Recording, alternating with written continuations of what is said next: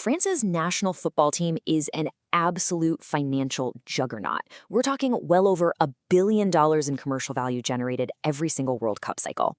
And looking ahead to 2026, they are fielding literally the most expensive squad in the history of the tournament. The market value? A staggering $1.76 billion. But listen, today we're going way beyond just talking about player salaries. We're breaking down exactly how France built the world's most commercially valuable national team. And then we're going to zoom out, because coming up in just a few minutes, we're revealing France's biggest financial risk at this World Cup. And get this, it has absolutely nothing to do with whether they actually win or lose on the pitch. Plus, we'll see how this glittering paper wealth stacks up against the country's actual, sobering macroeconomic reality. Okay, to really grasp the sheer scale of this, we have to look at the superstars, right? And when we talk commercial value, we absolutely have to talk about Kylian Mbappé. Between his base salary, his bonuses, and his massive endorsement deals, the guy pulls in $90 million a year. Let that sink in for a second. His personal market value alone sits at around $232 million, which ties him for the most valuable footballer on the planet. I mean, this one number just perfectly captures the unbelievable commercial gravity these individual players carry. Now, watch what happens when you scale that individual wealth up to the whole team. If you rank the 2026 World Cup squads by their transfer market valuations, France is the undisputed king at $1.76 billion. England is close behind at $1.5 billion. And Brazil, literally the most historically successful nation in the tournament, is sitting way back at $1.05 billion. It's fascinating, right? It proves that the financial market doesn't really care about historical trophies. It prices things like youth, resale value, and top-tier performance in European leagues. So having the highest valuation might not guarantee a win on the field, but it absolutely locks in commercial dominance off of it. Section 1. The FFF Money Machine. So the institution behind all these players is the French Football Federation, or FFF, and their financials are just off the charts right now. For the 2026 to 2027 season, they announced a record-breaking budget of 348 million euros, and a huge chunk of that, it comes directly from their kit sponsor. They actually just negotiated a massive new long-term deal with Nike that basically doubled their old one, jumping from around 50 million euros a year to well over 100 million euros annually. You combine that kind of money with blue-chip sponsors like Coca-Cola, Uber Eats, and Orange, and they're looking at a commercial roster bringing in about 110 million euros every single year just from sponsorships. But here's the catch. There is a massive commercial paradox at play here. France's brand value skyrockets whether they win the whole thing or just create a ton of drama. But making the deepest run in the tournament, that actually creates the biggest financial risk. You might be wondering why. Well, it's because the FFF doesn't actually own these billion-dollar players. These guys are assets owned by their respective European clubs, massive entities like Real Madrid, Bayern Munich, or PSG. The national team is basically just borrowing them for a few weeks. Section 2. The uninsurable risk. And that brings us to the big reveal. What actually happens, financially speaking, if one of these billion-dollar assets breaks on the pitch?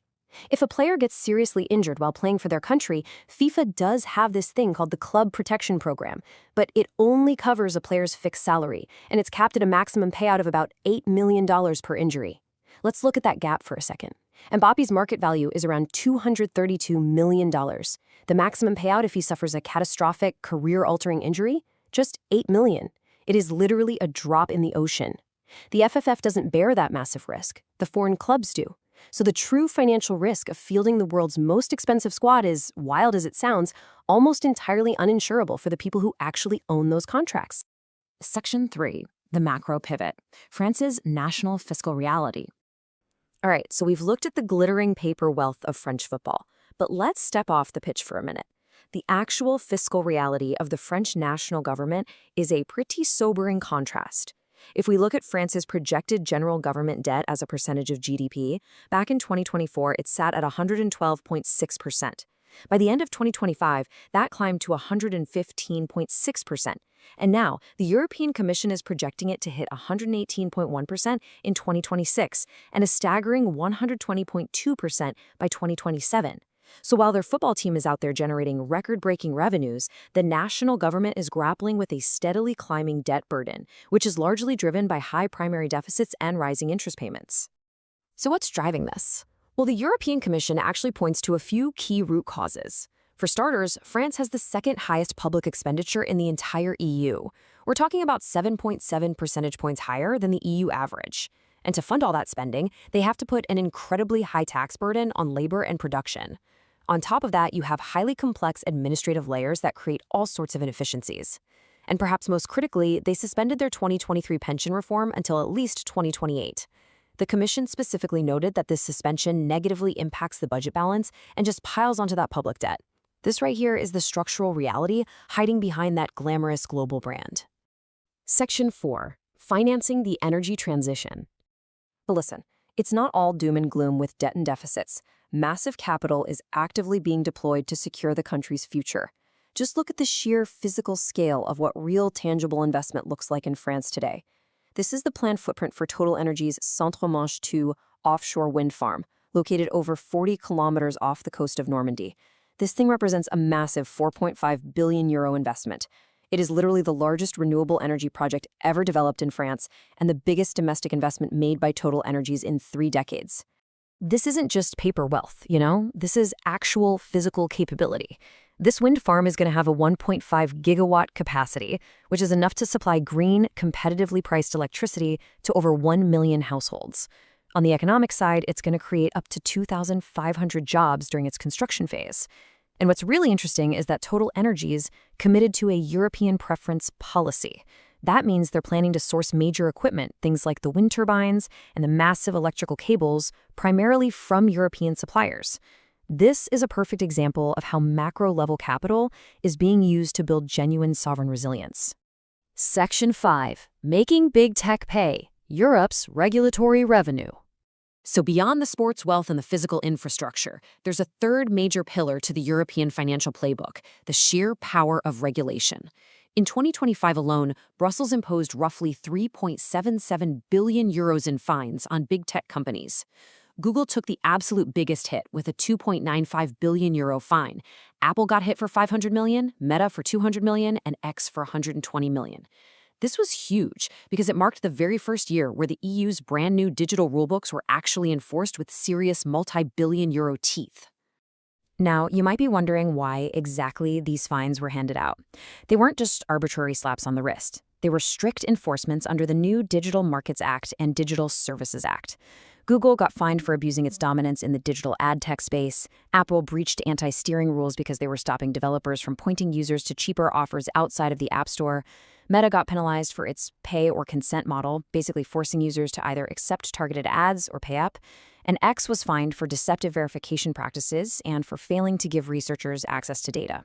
Essentially, Europe is throwing its market weight around to aggressively curb entrenched digital monopolies.